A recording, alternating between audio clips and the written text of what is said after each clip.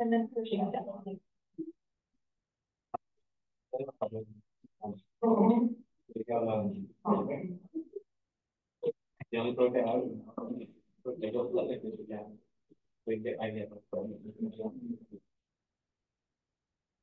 Really tonight and then tomorrow.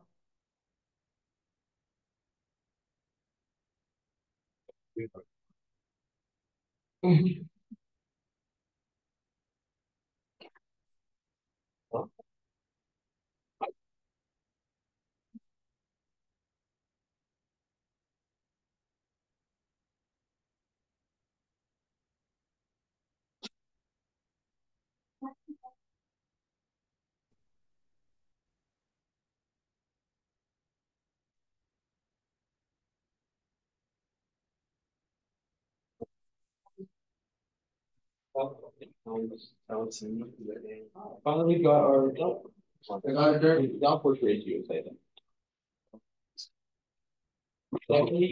Back.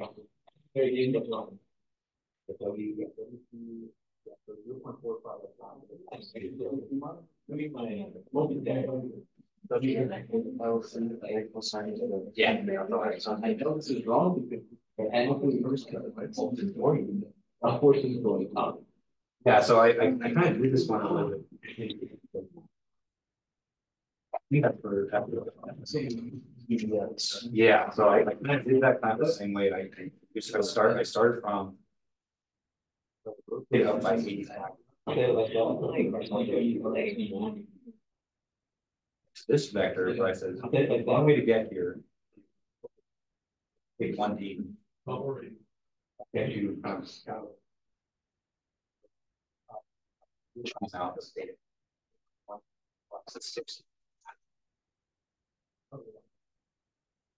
Oh, it is. Yeah, I understand that. So you just went all the way around. Exactly. Yeah. So the figure for that is actually kind of right here. I think you look like that. You could do that too. The way I do angles though is people always say it's big. So yeah.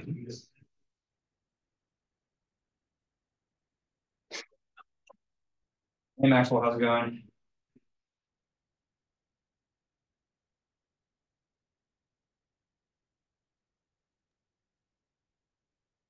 Hi, Professor. It's just an idea. This is the rough idea. Mostly to get these ratios. Because the 121 is 70% of that.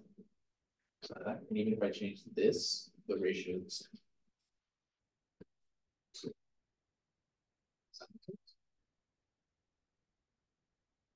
I also just did it based on forces to get the percent ratios.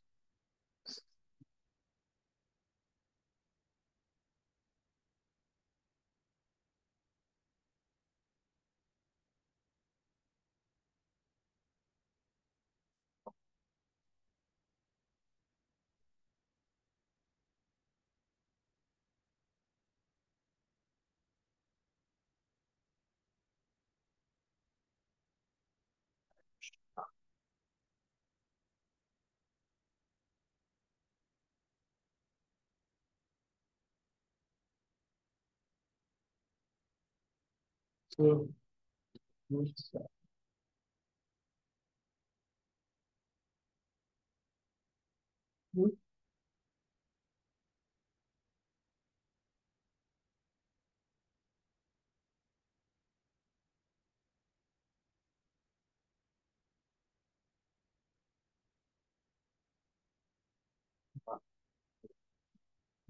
You get up into the time shop? yeah, so no, I got it from the office a while ago. It's a nice shirt. I left my sweater. 541, most likely not. Right? I just taught 541 last spring, and usually we offer those once every 3 semesters. I think what might be possible next semester is 540, but we haven't really discussed what graduate courses are offering next semester. Right? It's been a while since I've taught 540. So if there's going to be one grad course we're going to offer next semester, it's probably 540. 540 is also a finite course, but it's more It's much more complex space. So 541 is more theory of finite elements. 540 ends up being a bit more popular. Best.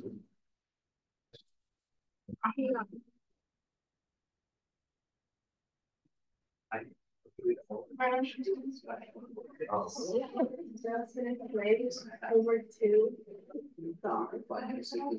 And now I have to do homework 3, and it's like physical drawings. Hello. No, what is it? They turned it in late because I graded it, but Canvas automatically takes off the late penalty points. So I put 35 out of 40, and then after the late penalty, it became 9 out of 40. I had all the numbers, but I explained it badly. So you got excited. I was like, I just kind of froze. I have to. That's all the make some for the class. But now I have ratios. So having trouble figuring out how to explain it because we found it. The way I found it was I used moment diagram. Oh yeah, that's true. Yeah, 540. 540 is a project. It's mostly a project-based class. So it won't count for the cumulative. Generating lift, so I know explaining it real quick. Because I'm assuming the sum of all the forces now, but should on the side especially.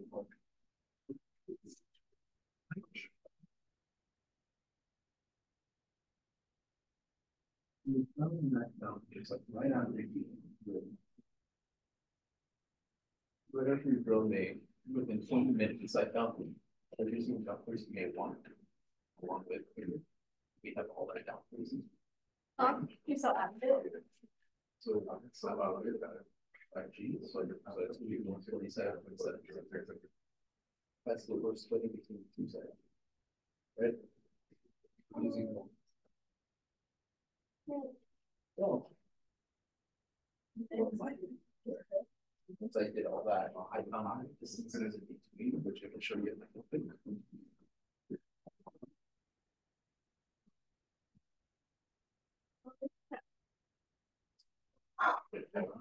I'm really necessary. I'm going to leadership to help with damage. I'm literally everything. I would not say make people that just straight back. We don't you know what we have. So overall these horizontal distances, so then I clarify okay, with this side around or CG is their center of pressure from. So I turn back and forth at 866. Zero means that's pressure in 60.134. Wait, how are you doing 1 2? So the numbers. And I have explanation about how I got these numbers. How I got these numbers. One reason really good crazy. Got it. How did it go? They don't even just get it. Wait, I'm like, wait, what? I'm not in there. At this diagram. Wait, so Okay, so these are big screens. really? Yeah, screens. But also invisible ones. So it's like. All right, it's 5:30. Let's go and get started. Good evening, everyone. How's everyone doing today? In there. It was a busy week. Okay. So today, so we have kind of a really interesting week ahead of us in finite elements. So first thing to note is that we have an activity this Thursday. Thursday is going to be ANSYS activity 4. So in that activity, we're going to learn how to use shell and beam elements in practice. Okay. So half of today, we're going to finish up talking about shell and beam elements. We made some pretty good progress last time. There's just kind of a few more kind of details to kind of talk about today. But I don't think it's going to take the full time. So we're going to take, probably the first half of today talking about shells and beams. And then from there, we're going to be making a little bit of a shift in this class. And so, up until this point in the class, we've focused basically completely on what I consider to be kind of the practical application of finite elements. And we've been doing a lot of ANSYS. We've been doing a lot of, our lectures have been all kind of based on kind of understanding the different parts of ANSYS and kind of the, how to use a lot of the settings, on the meshing, the boundary conditions, things like that. But there's still, a lot of mathematical theory that goes behind finite elements as well. And this class, it's it's kind of positioned kind of between a rock and a hard place where, this is the only finite element class that we have at kind of the undergraduate level. And so, we have to cover at least some of the theory. Okay, we're not going to go too deep into it. That's more kind of graduate level. You should at least kind of know, or at least have an idea in terms of how the equations are formed, how the systems are solved, things like that. And so, so we're going to start that a little bit today. So we're going to introduce the idea of what I call the stiffness matrix, and talk a little bit about that and talk about how that relates to the class. Okay. All right, so today's kind of a little bit of a transition today, a little bit of a lot of things. And then Thursday we have an activity. So very much kind of a transition, kind of, a lot of kind of different things together. So yeah, it's going to feel like it's a little bit fast, but, really interesting, really exciting. All right, any questions I can answer before we get started for today? Okay, all right, so let's go ahead and pick up where we left off last Thursday. So last Thursday, we were talking about shell and beam elements.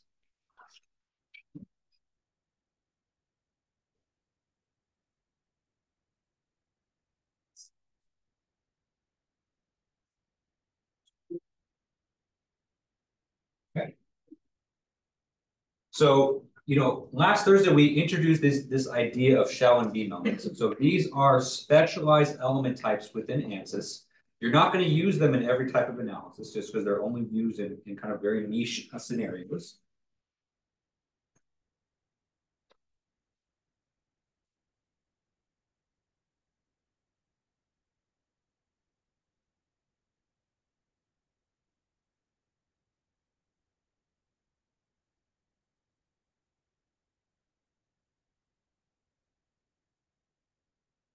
So shells and beams are specialized element types.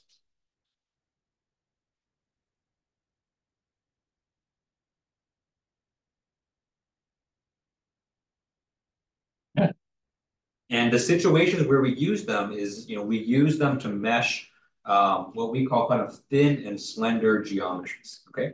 So geometries that can either be characterized as very thin or very slender, okay? And the idea is that, if you use these types of elements instead of our traditional solid element types, you're going to get much better performance, much better convergence, much better accuracy on your simulation results.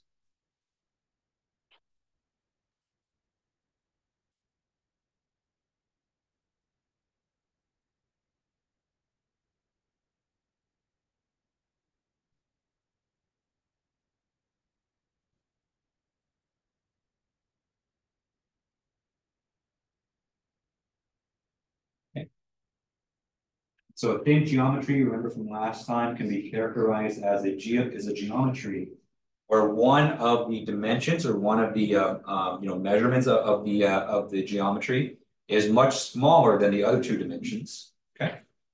So a thin, the most kind of characteristic example is some kind of thin plate.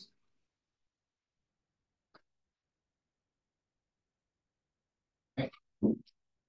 A slender geometry is very similar. But instead of one dimension being much smaller, for a slender geometry, you have one dimension that's much bigger than all the others.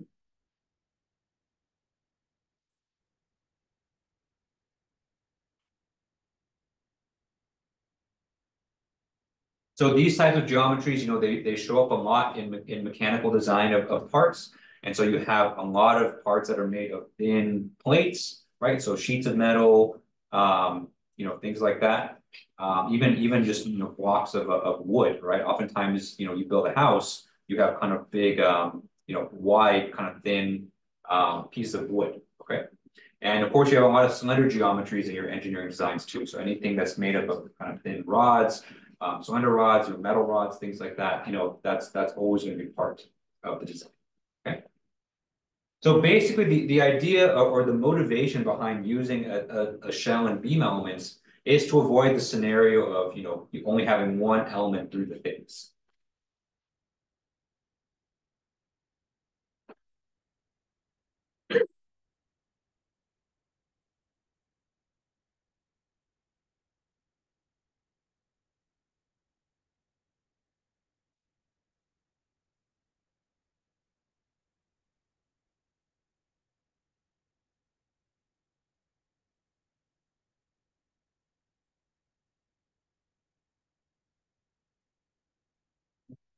So we talked kind of at length about this last time. So the one element through the thickness phenomenon, I guess once the internet decides to catch up. So the one element through the thickness phenomenon is, if you have a thin or slender geometry and you try to mesh it with traditional solid elements, but one element kind of goes through the entire thickness of your geometry, okay? And so for example, so let's say that you have, so I'm going to do an example in 2D here. Okay? Let's say that you have a thin plate, okay? And your mesh, might look something like this. So I'm going to use triangles.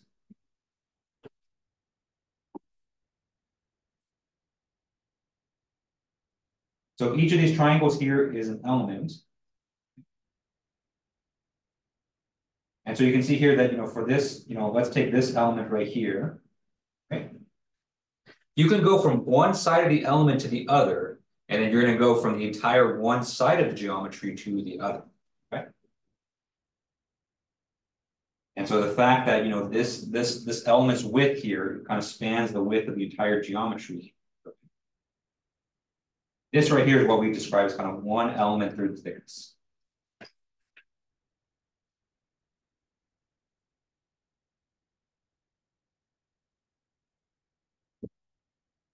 So you want to avoid doing this as much as possible.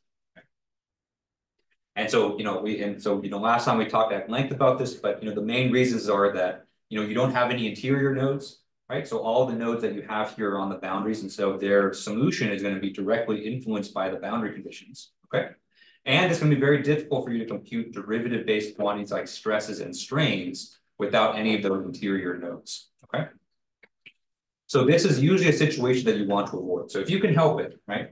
The ideal thing where, if you're dead set on using tetrahedrons, hexahedrons, these solid elements, your mesh, you would basically refine the mesh so that it would look something like this.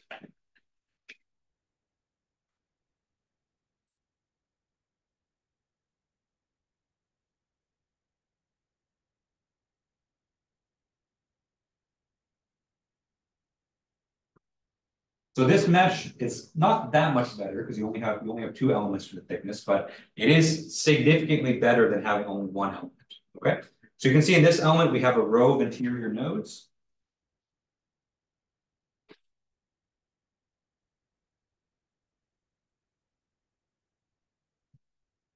That's going to make your computation much more accurate than if you don't have any interior nodes in a section of your geometry. Okay. All right, so ideally, if you're dead set on using tetrahedrons, hexahedrons, you want a situation like this, okay? But a lot of times, this isn't practically possible because, sometimes your geometries can be so thin that producing elements this small will just blow up the cost of your simulation, okay? So this on the bottom right here is not always practically possible.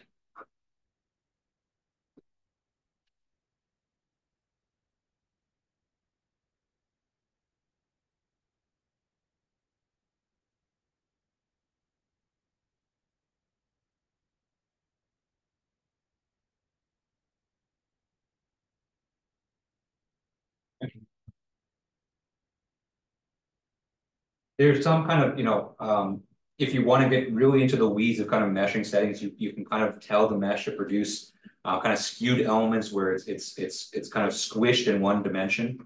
That's one way to accomplish it, but it's usually kind of hard to kind of control that sometimes. So producing a mesh like this, usually isn't practical. So what we said instead is that why don't we replace these with elements that look more like the geometry? Okay.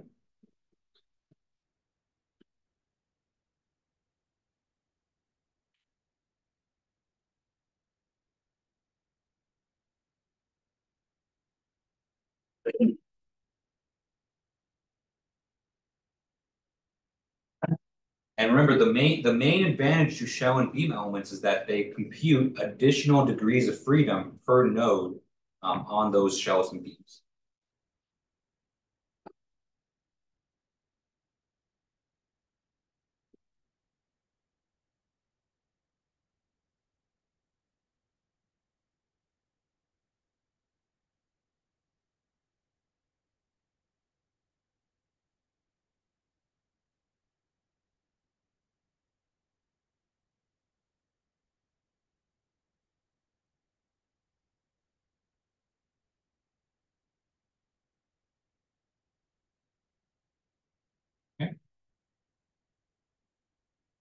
So that's kind of the motivation, right? And so if you have a geometry that looks very thin or looks very slender, you know, usually switching to shell and beam elements is going to be the better move. All right. So that was just a recap of last time. So that's kind of what we spent the majority of our time doing. Okay. So where we left off was, you know, how do we actually create these shell and beam elements within ANSYS itself? Because it's not really as straightforward as, you know, the other meshing settings that we've seen. Okay. Because all the other meshing settings that we've seen, you know, whenever we set things like the element size or the element shape or the element order, you know, we kind of do that directly in kind of the ANSYS mechanical, you know, interface. Okay. And really, it's kind of just like a drop-down menu because you just kind of select a part of the geometry, you choose the size, you choose the element order, things like that. Okay. With shells and beams, you know, the way we actually kind of make these elements is we actually have to modify the geometry itself.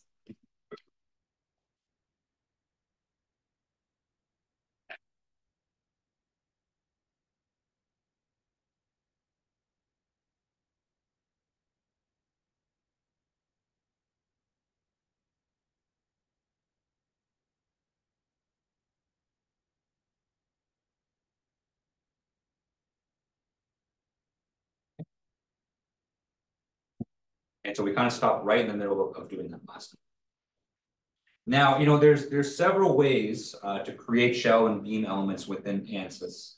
But, you know, I'm going to kind of focus our discussion on kind of the most common and, in my opinion, kind of the easiest ways to do this. Okay. Okay. So the first method that we went over was what I call the mid-surface operation. And a mid-surface operation is used to create shells in a thin geometry.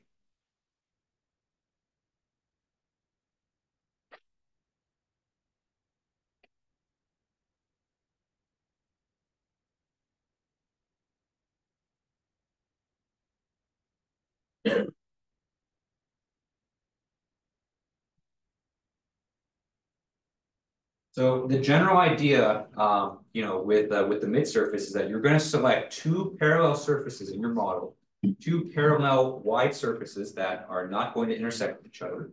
Okay.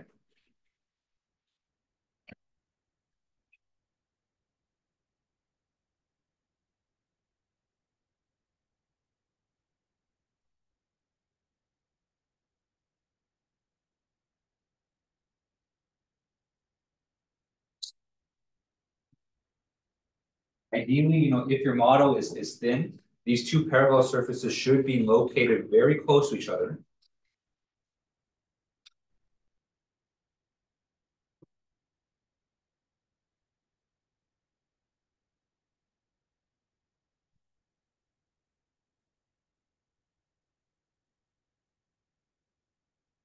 All right. And then the second thing that's going to happen is that once you select those surfaces and ANSYS kind of determines that they are kind of, you know, they're adequately parallel, they're adequately close to each other, ANSYS is then going to delete those two surfaces and replace it with just one thin shell that kind of exists right in the middle of those two planes.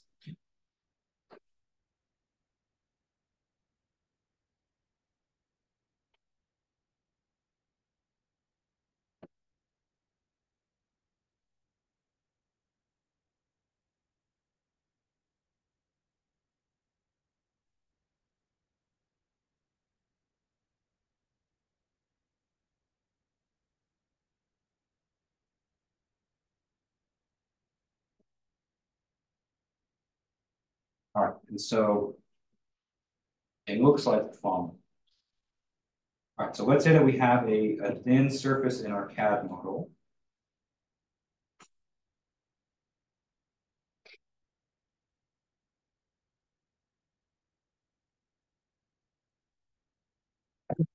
All right, so to turn this into a shell, okay, first thing we're going to do is we're going to select the two lateral surfaces of this thin geometry. Okay, so we're going to select this surface here, and so this is going to be surface 1 that we select. Okay. And then on the other side, right, you can't see it, but the other kind of parallel surface that's kind of its mate, we're gonna tag it with the surface number 2. Okay. So these two surfaces you can see are perfectly parallel to each other, and so they don't intersect. Okay. And they are sufficiently close to each other that we can make a shell or replace this with a shell. Okay. All right. Next thing that's going to happen is that after you select those two surfaces, ANSYS will then just replace this single two-dimensional shell.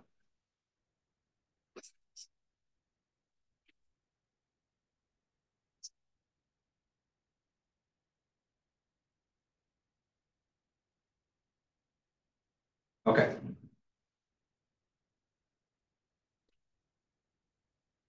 And so in some sense, you kind of turn your three-dimensional object into a two-dimensional object, okay? But your three-dimensional object was previously so thin that, it might as well be kind of a two-dimensional surface instead. Okay. All right, and so we're going to do this a lot in the activity on Thursday. So on Thursday, there's going to be a lot of parallel surfaces to each other, and so we're going to do the mid-surface a lot to replace them with, with shells. Okay. All right, any questions on this so far? Good.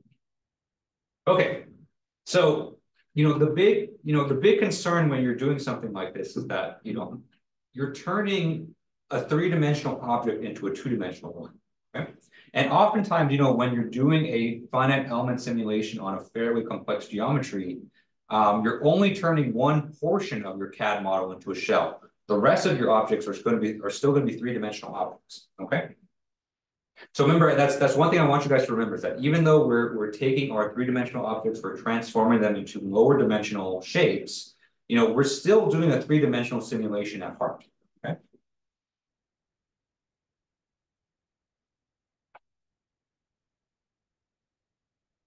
So our shell here still exists in 3D space.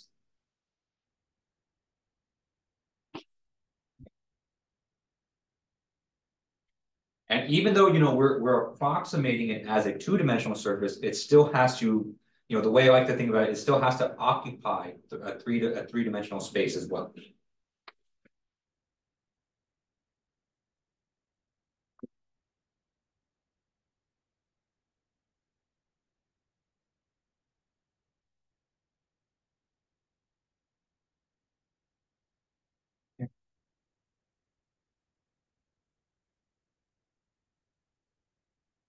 So by doing a mid-surface operation, it looks like you're losing some information, right?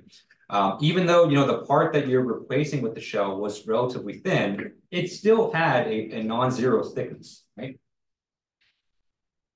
So we need a way to kind of maintain that or kind of retain that thickness information.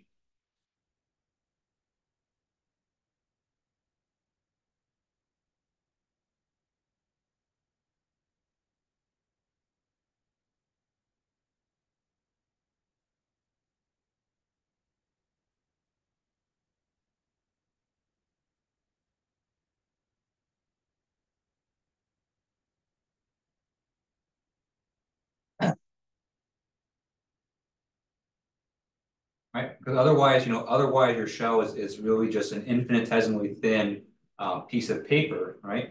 And that's not going to support any kind of weight at all, right? So the thickness information, visually, it's going to look like it's lost, but we're just going to retain it in a different way, okay? So what's interesting, so this is, I think, one of the really interesting things about shells and beams is that, not only are they solving for additional degrees of freedom, they also make additional, you can almost think of them as additional material properties for the shell element itself, okay? So the thickness is a great example of this because the thickness information, geometrically is lost, right? So geometrically, we don't see that thickness anymore because we're replacing with the 2D shell, right? That thickness information then gets kind of, encoded into a thickness material property.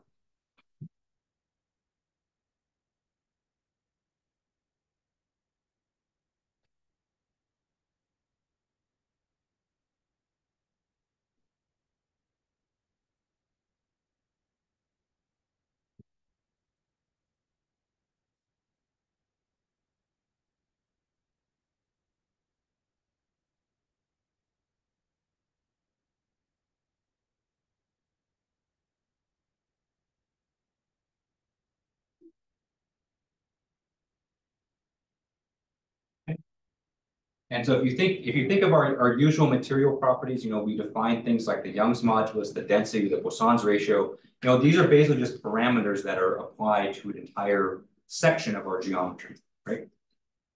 And so the thickness kind of becomes the same way. And so instead of thickness being geometrically represented by the CAD model itself, the thickness then becomes like a property that you have to input a number into. Okay. And so, we actually have experience with this already. So if you think back to activity 3, right? In activity 3, we did the simulation on the signpost. And so there's one portion of the signpost where we have that extra kind of ghost surface, purely just for the reason of, applying a force boundary condition. Okay. And so for that ghost surface, if you remember, there's one part we had to specify the thickness of that surface there. Okay. I didn't tell you at the time just because we didn't learn about shells yet, but that additional ghost surface was actually a shell that the author of that CAD file created just for that sake. Okay. And since it was a shell surface, since it was a two-dimensional surface, you had to specify the thickness as if it were material. Okay. Now, if you do a mid-surface operation, ANSYS kind of automatically writes down or records the thickness of that geometry that you made the mid-surface of. Okay.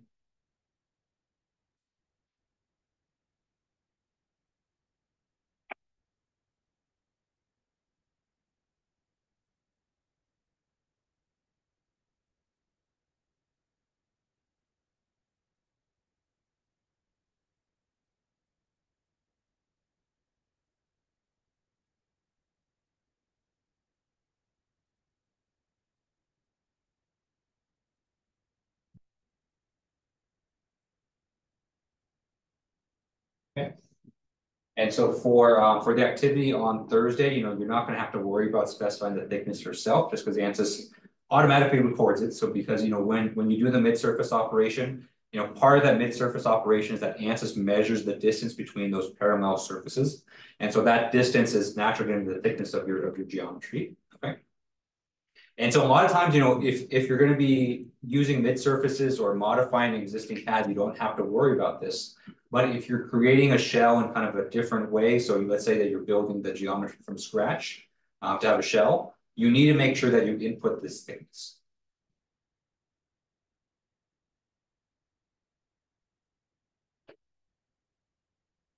Okay, and in fact, that's exactly kind of what we did in activity 1. So in activity 1, we created that surface. Essentially, we created a shell surface in activity 1, and we specified the thickness as if it were like a material property of that geometry.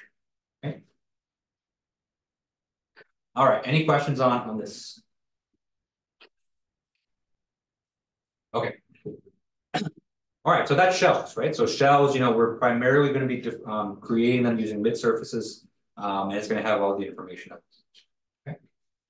Another issue that's going to show up, especially with the mid surface operation, right? So with the mid surface operation, we're losing some geometric thickness. Another issue that's going to come up is that some parts of the assembly that should be kind of touching and contacting, suddenly you're going to find that they're not going to be contacting anymore because you've eliminated the thickness through the mid-surface operation.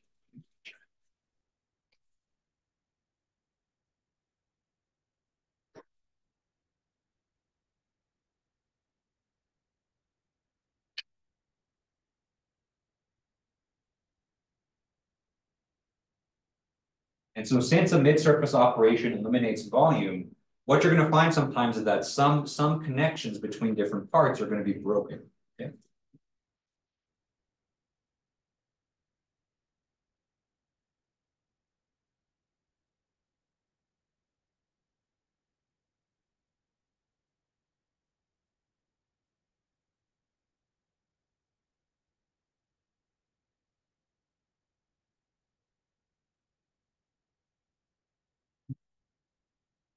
And so in those cases, when you have broken connections, you often have to basically form them again. And so you may have to move some parts. And so if the thickness was eliminated and no longer these two parts are connected, you may have to move them closer together in order to form that connection again.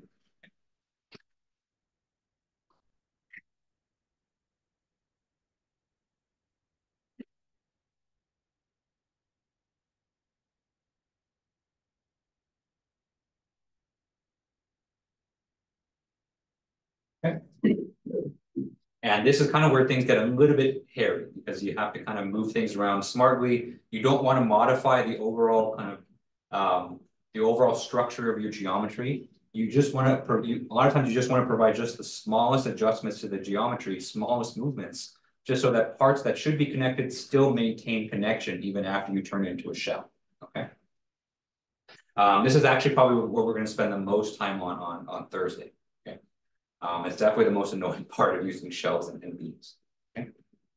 There's a phenomenon that happens every single year where we go, you know, I give these 2 lectures on shell and beam elements and people think like, wow, shells and beams are amazing. I'm going to use them for everything. And then we actually do the activity and then kind of the sentiment kind of shifts. People think, man, shell and beam elements suck. I'm never going to use them ever again. So you'll see that this part here, it seems very minor. It seems like not that big a deal, but you're going to see this part's going to be very annoying to deal with. And so usually this part here is kind of what steers people away from using shells and beams, even in situations where, you know, it's probably appropriate. Adjusting the geometry can be quite annoying, and broken connections are also quite annoying. So you'll see on Thursday. Okay, so that's everything that I want to talk about shells. Let's talk about beams for a second.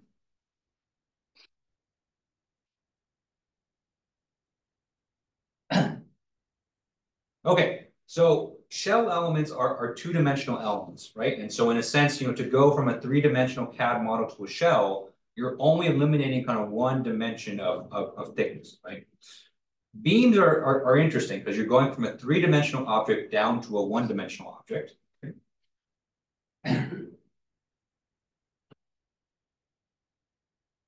So beams are 1D elements. And they're meant to represent slender geometries.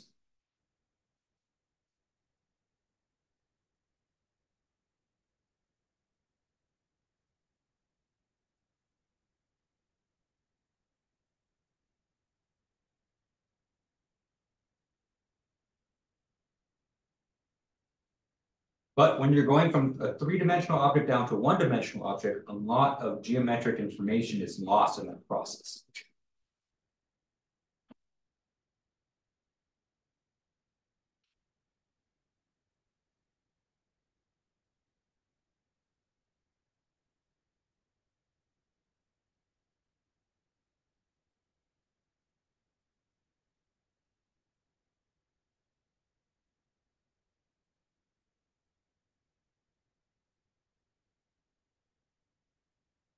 Okay. And so the geometric information that's lost is information on the cross-sectional area and cross-sectional shape of the original beam.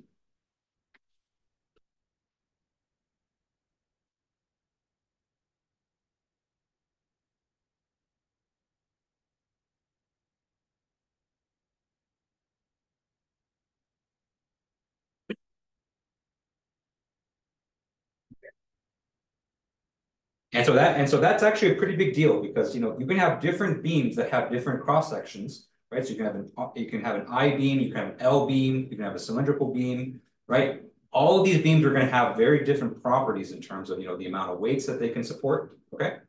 But they're all, you know, geometrically modeled the same way using a beam element in that they're all just transformed into a 1-dimensional line. Okay? So for example, you know, maybe we have an I beam like this.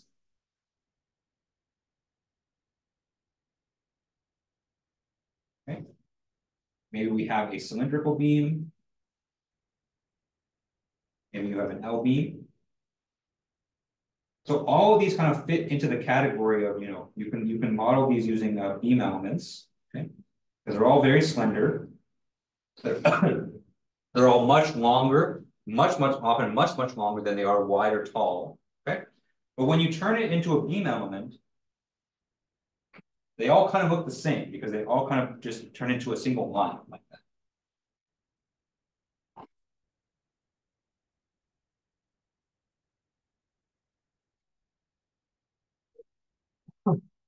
Now, a 1D element has a lot of benefits. And so you can imagine a 1D element is extremely computationally efficient.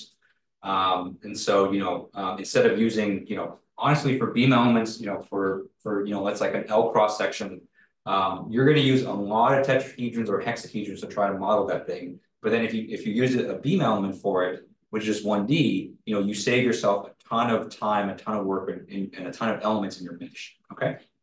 But some information gets lost here, right? And so if you go from this three-dimensional beam object to a one-dimensional line, you're losing some cross-section information. Okay? But just like the shells, this information isn't completely lost. And so for a beam element, we store the cross-sectional shape information basically as a material property for the beam element.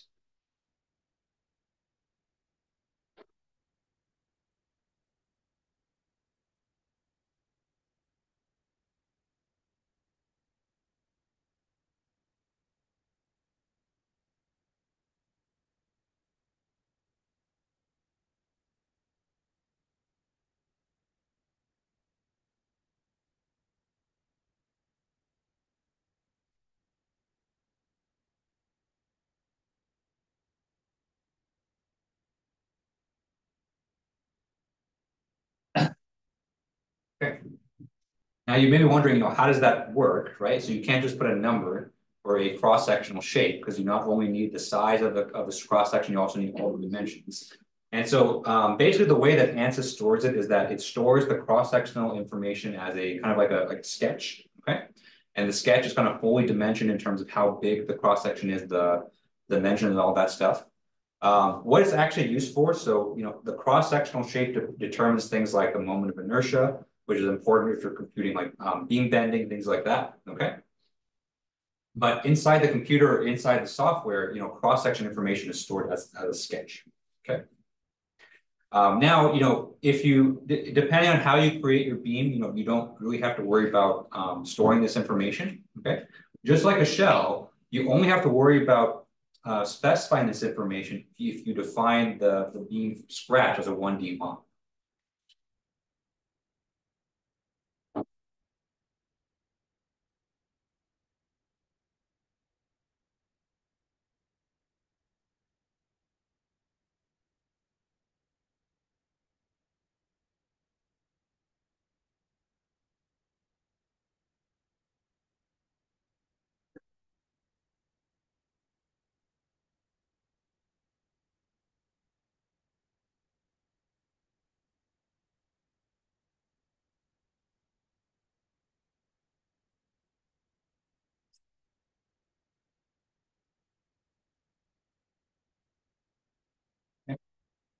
In kind of the traditional or kind of the usual way to create a beam element, you don't have to worry about this because ANSYS kind of extracts it automatically, just like the mid-surface operation. Okay.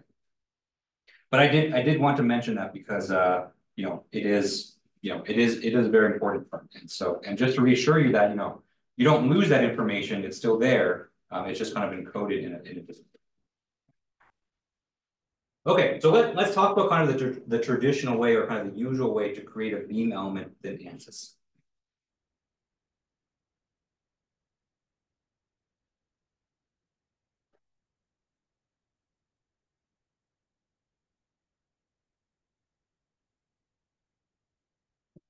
And so just like the mid-surface operation, the assumption here is that you're starting with an existing CAD model that's all in 3 dimensions that has parts that can be turned into beams.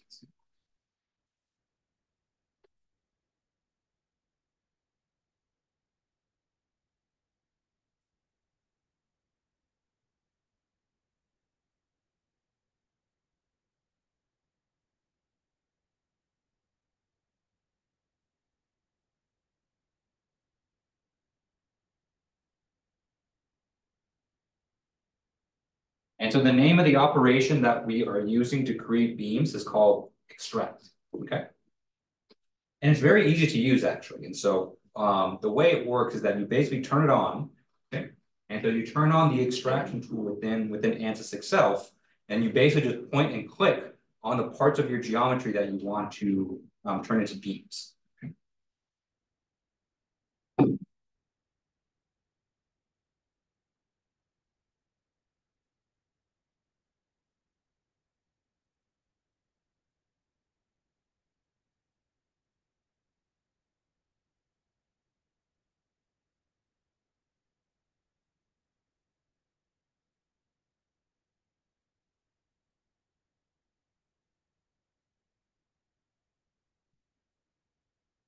this is probably going to be the most fun part of activity 4, where there's going to be a lot of beam-like structures in the bridge that we're going to analyze.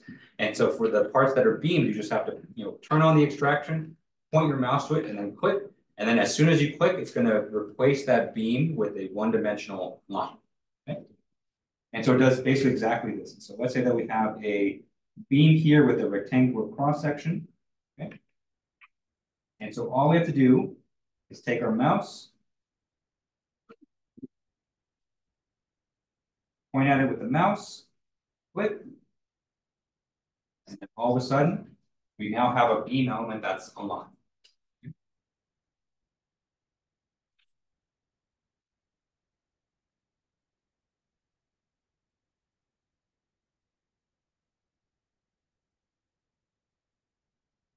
Right, and then that's it. And so that's how ANSYS kind of creates beams from the existing CAD. Okay, so you can see from this operation here that prior to performing the extraction operation, ANSYS can see exactly what the beam cross section looks like. Okay, so ANSYS does a really good job, kind of smartly. When you click on a part, it automatically kind of determines which direction is the kind of the length direction. Okay. And then the other two directions, it uses that information to extract the cross section.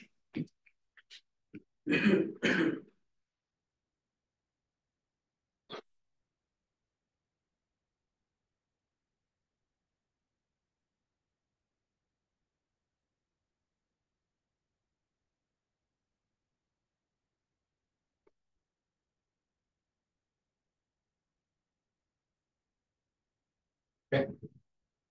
And so you don't have to worry about kind of specifying it or sketching it yourself. Okay. So if you're working with an existing CAD model, honestly, there's a lot of limitations with it in terms of what you can actually turn into shells and beams.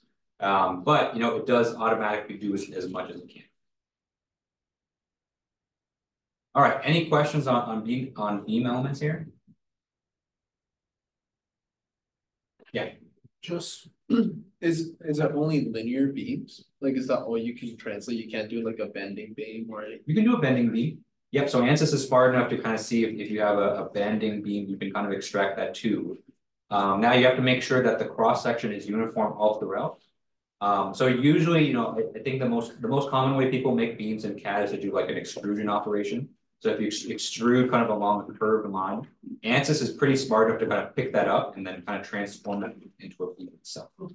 Yeah, so you can absolutely do curved lines too. Thank you. Okay. All right. So the last thing I want to talk about shells and beams is the convergence of shell and beam elements.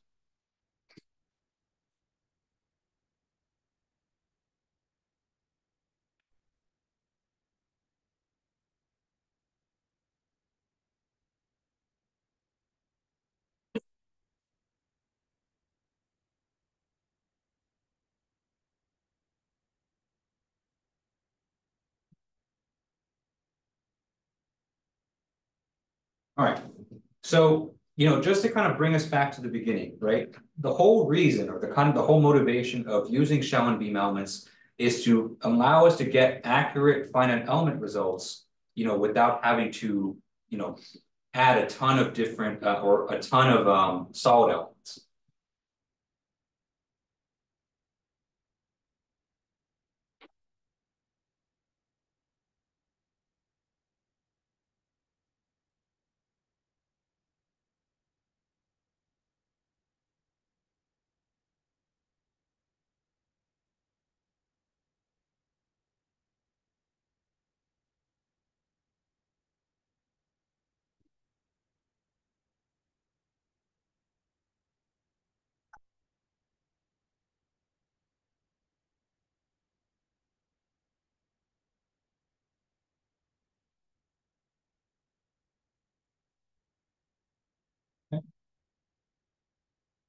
The whole idea is that meshing certain geometry types with shells and beams is going to be a lot more efficient than trying to pack, traditional elements in it. Okay. And you can see this result, if you do a mesh convergence test.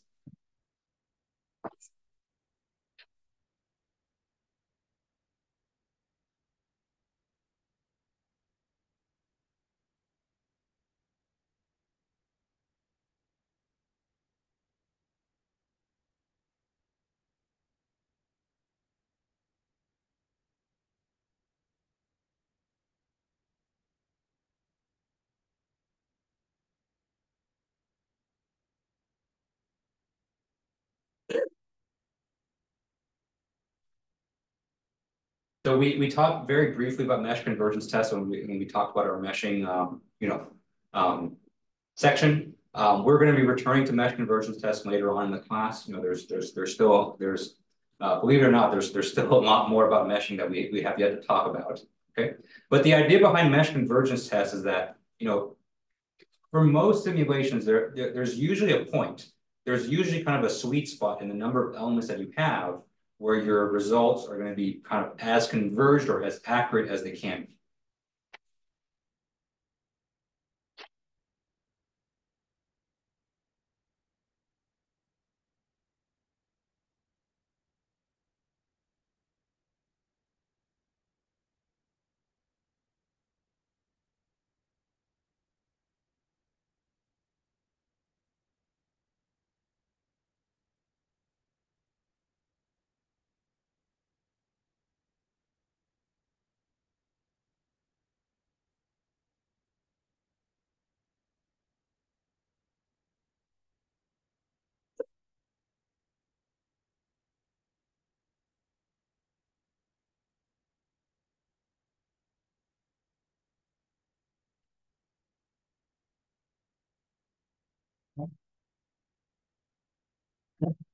So usually, when you have a finite element simulation, you can continue to refine the mesh, add more elements, make the elements smaller, right? And each time that you refine the mesh, the expectation is that your accuracy will improve, okay?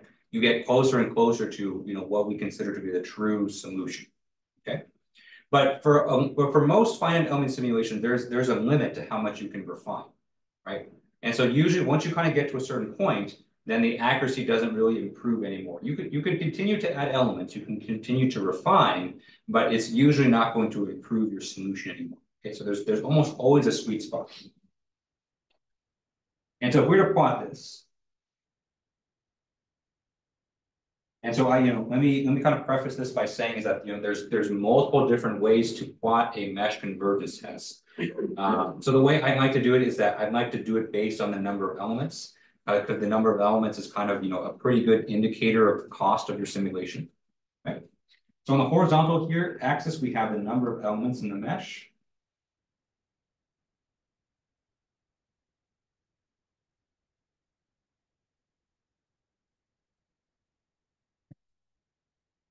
And then on the vertical axis, we have some kind of result or some kind of simulation quantity that comes out from the finite element simulation. Okay. So for most cases, for this class, we're focusing mostly on structural FEA. And so oftentimes, I tell students to use the maximum equivalent stress.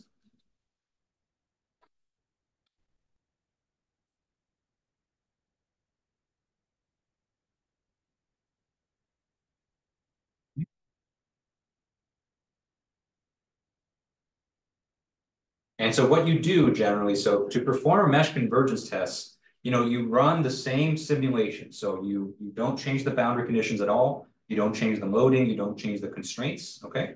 You run the same simulation, but you modify the number of elements, okay? So you start with a very coarse mesh. And so you start with a fairly large mesh size and a very small number of elements. So run.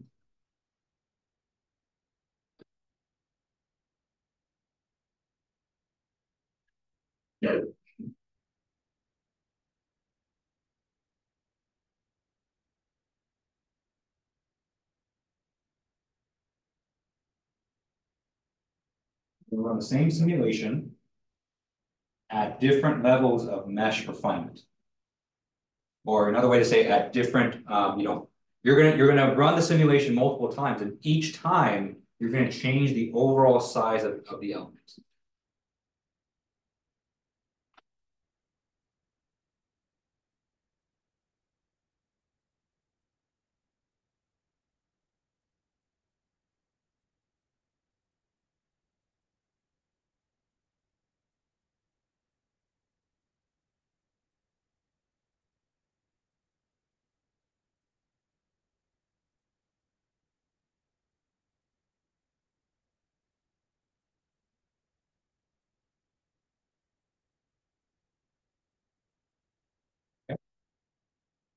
So usually I recommend people start with a fairly coarse mesh, and then gently kind of refine the mesh, make the element size smaller as you go along, okay? And then each time you run the simulation, you're going to record the value of a key simulation output.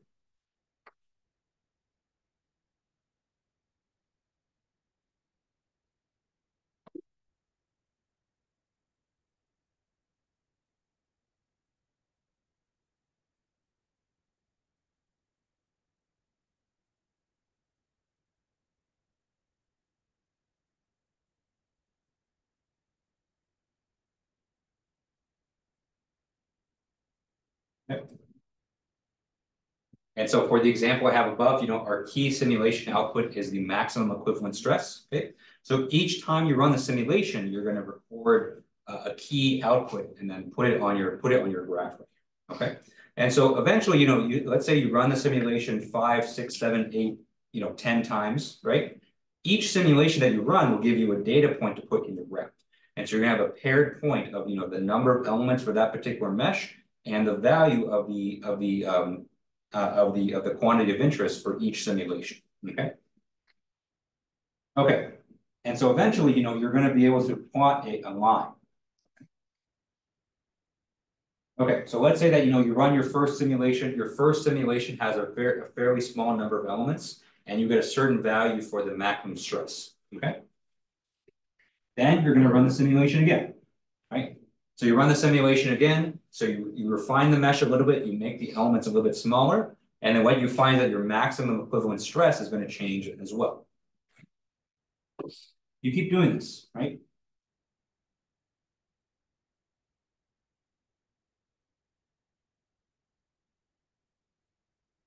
So each dot right there refers to a separate simulation with a different number of elements and a different recorded max stress.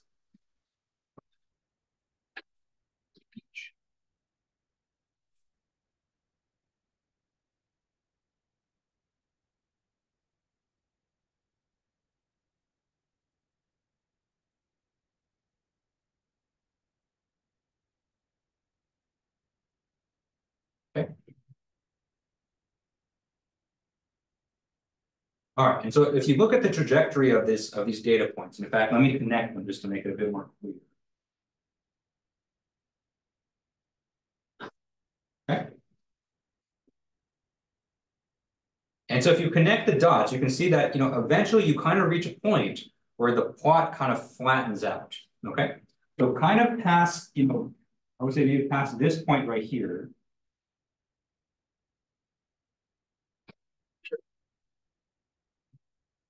Once you kind of get past that point, further refinements of the mesh or making the elements, smaller and making your simulation more expensive.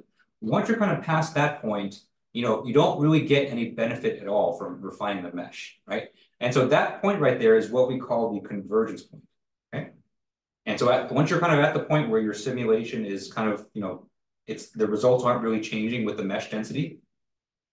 At that point, we say that the mesh is converged. Okay, and you reach kind of the maximum possible accuracy that you can for this particular geometry and this set of boundary conditions. Okay.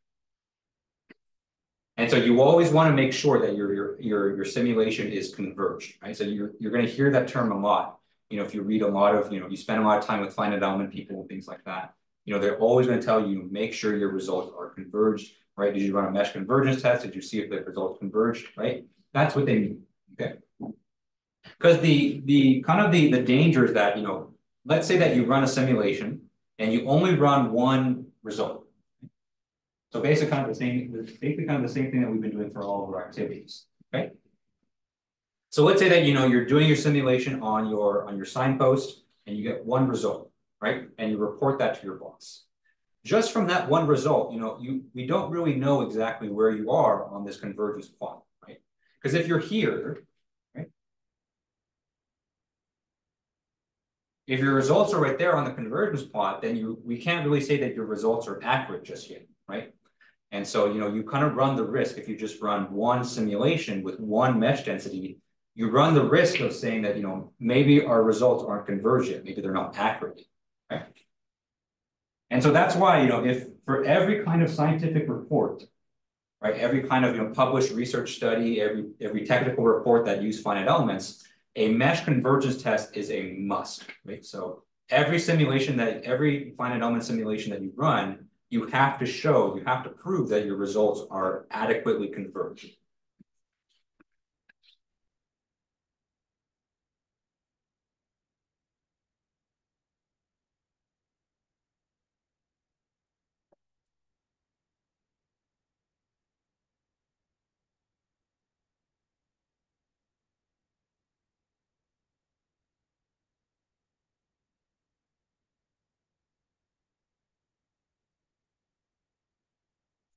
Okay.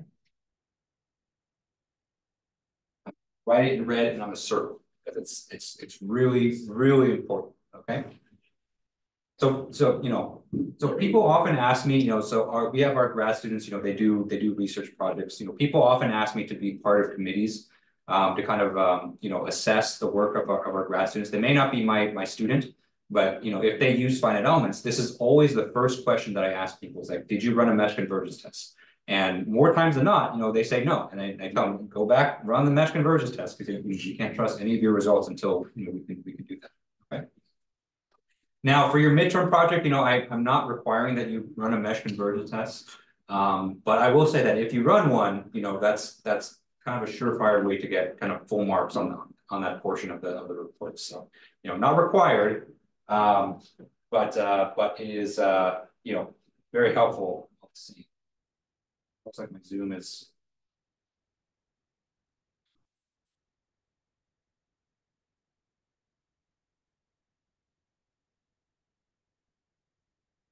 Here. Come on. There we go. Okay.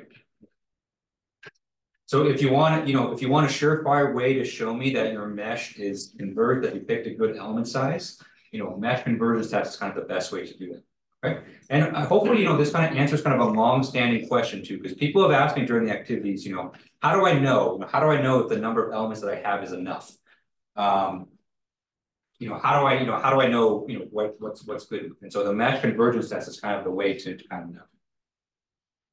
All right, question in the chat. Question, is there a certain percent difference that should be between points near a convergence point? Yeah, no, that's a great question. So then you're kind of getting into, how flat does your line have to be in order for you to say that's converged? Honestly, so the kind of the real answer to your question is that it kind of depends on the context, which is kind of the cop-out answer for a lot of things, but it kind of depends on the type of simulation that you're running. Whether you're doing like fluid mechanics simulation, whether you're doing structural mechanics, whether you're interested in the stress, maybe you're only interested in the displacement, and so the exact number is going to differ.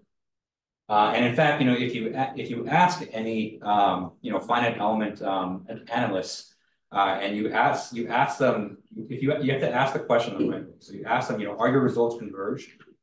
And they're always like, yeah, of course it's converged. They only show a 5% difference between points here. And so if you make it kind of personal, then they'll kind of give you a number that way. But because everyone always wants to say their results are good, but it's not as kind of strict like that. There's no kind of strict number to say. But I know that's not a very satisfying answer, and so for this class, what I usually say is that if the difference in your results is maybe 2% difference, and so if you go from maybe this point right here to this point, right? And so if there's only kind of a 2% difference in the stress in between those points, I'd say that's pretty safe and converged. I've seen people try to argue that up to 10% is converged. I don't agree with that. So I don't agree that if you have a 10% difference between your mesh points, then it's not converged. But people will try to make that argument. But if you're kind of in that ballpark of 2%, 1%, then you're pretty. That's about as converged as you can get. Okay. It's really hard to kind of get a 0% difference, just because there's a lot of kind of other random stuff that occurs during meshing. So it's really hard to get perfectly flat line. So there's always going to be a little bit of deviation in between the mesh densities. But if you get it to be 1-2%, you've done a pretty good job. All right. Any other questions on mesh convergence here? Okay.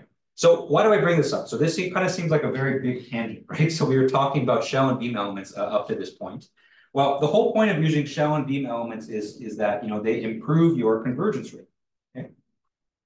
So a traditional kind of convergence plot, looks something like this. And so usually you have an ascending portion where, the results are kind of changing pretty rapidly with your mesh density, and then eventually kind of plateaus out, right?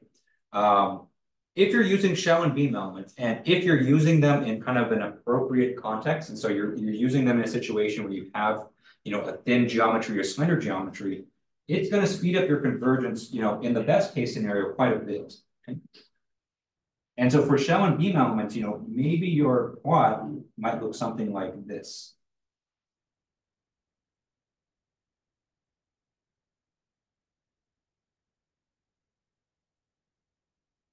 So this might be, this is using shell and beam elements in kind of the best scenario.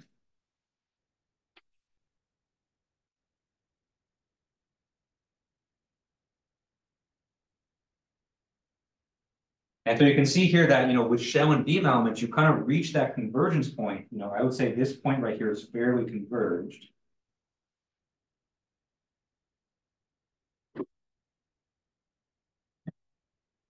You reach that convergence point much, much sooner than you would if you use kind of traditional columns, okay?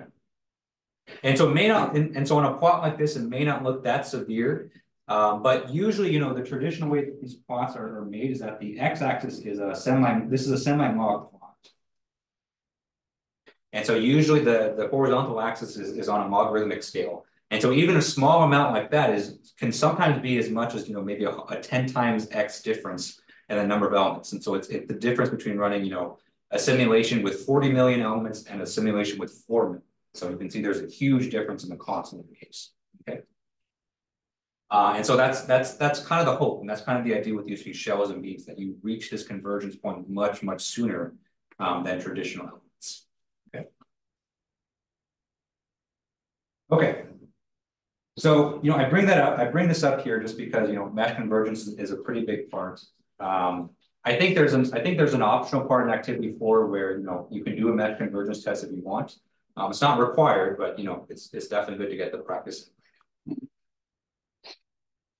One thing though is that, if you are going to be using mesh convergence tests for, for either for this activity or for the midterm project, you may end up kind of frustrated because, because if you remember, one big limitation that we have with this ANSYS is that, we can't really pump up the number of elements as much as we want, just because the license that we're using places a hard cap on the number of elements that we can do. Right? And so if you're using the student version of the ANSYS at home, I believe the element cap is 64,000 units. If you're using it here in the classroom, I think the limit is close to 100,000, it might be 90,000. And so, depending on the situation, you may not even be able to reach the convergence point with that limitation. Okay?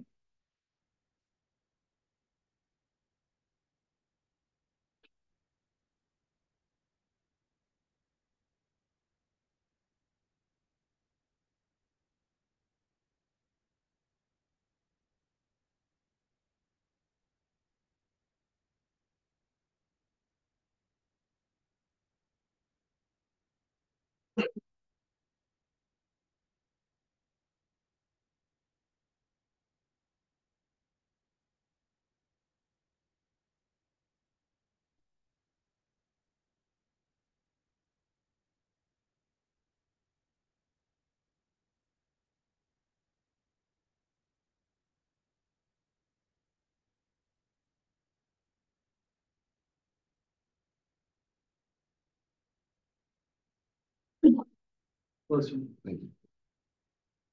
Okay. And so in fact, for a lot of your final projects, probably a lot of you are going to be in this realm right here. Because generally, the more complex your geometry the more elements that you're going to need to simulate it accurately. And so, you may run into a situation where you're going to push the mesh as far as you can, right up until the element count. But then when you make your mesh convergence plot, it's not going to be converged, right? And so I see a lot of people in their final reports, they're reporting the mesh convergence. And it may not even be a smooth curve. So it may look something like this. I'm not kidding. A couple of people's mesh convergence plot kind of looks like that. And so that looks like a mess, right? And so that doesn't look converged at all. And so all this really means is that the true convergence point is probably somewhere out here.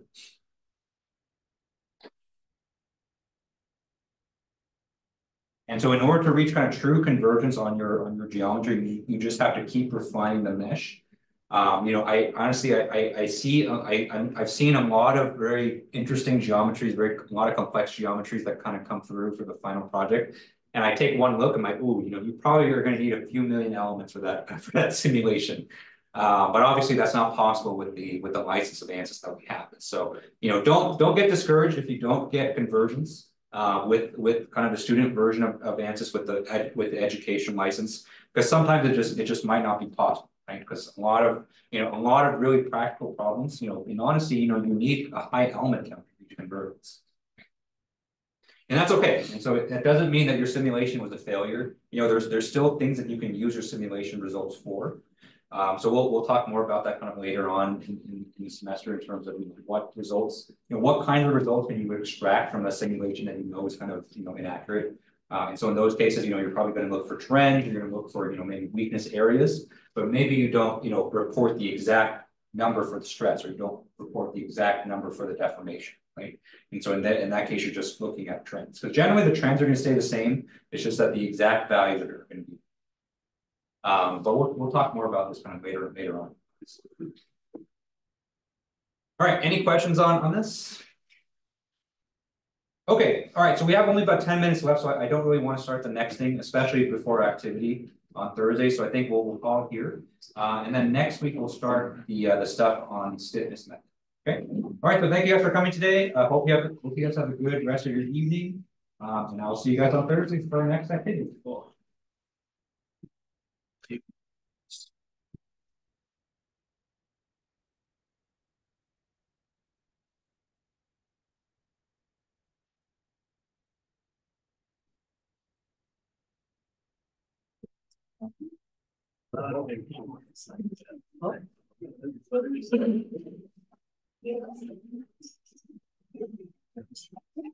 That's legs class. Yesterday I was literally like, oh, that like stop. I was like, my eyes up to the I don't know. Did that mean you're here? I'm bro. Because it is all that's why. I'll be there like sit. Now it's cold. I saw other using what's that? I don't think it's so simple as long as it's 6 hour and then maybe like everyone scored. Like all bars. I mean, we have a couple of I don't know. Yeah.